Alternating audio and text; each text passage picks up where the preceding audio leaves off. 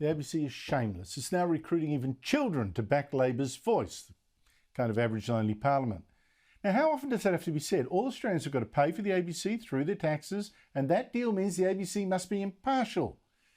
In fact, ABC staff were told to get impartiality training to stop barracking for this racist voice.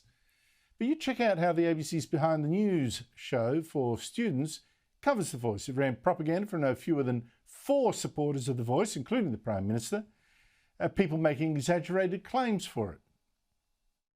It's about elevating those voices of our mob who haven't been heard before. Their voices have been ignored.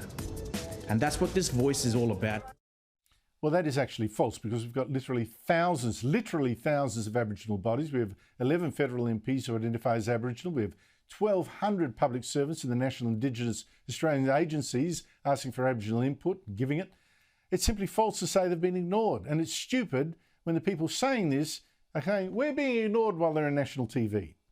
Okay, so 4 people who are for the Voice, and there was one who was just asking questions, the opposition leader. I've written to the Prime Minister asking 15 pretty basic questions. Mind you, the ABC never even told the children what those questions were. And this ABC BTN program for kids interviewed only one other person, the most radical race baiter in federal parliament, Senator Lidia Thorpe, whose problem with the Voice is that it doesn't go far enough. We don't need a referendum. We need a sovereign treaty. So here's the ABC promoting Lidia Thorpe and a radical agenda to school children. I mean, seriously? This race baiter preaches war in our streets, let me remind you. This is a war! That's unbelievable. The ABC promotes that extremist opinions to kids, but did not interview a single person who was against her vision and against this Voice, this racial division of Australia, against it on principle. Didn't interview one. Not Senator Jacinta Nampijinpa-Price, not Warren Mundine, not anyone from the No campaign. No journalist is against it, no one. Joining me is Sophie Elsworth, media writer for The Australian. Sophie, who's this BTN show actually for?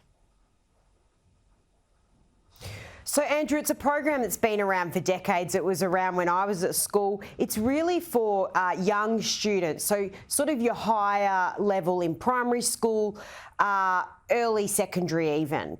Now, this clip that we are talking about is really quite unbelievable, Andrew. This is the ABC, I believe, brainwashing students that they should be for the Voice. They gave Dutton a tiny little clip in there.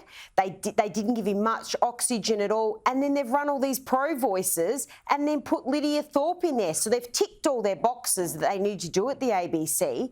But this is being shown to children in the classrooms.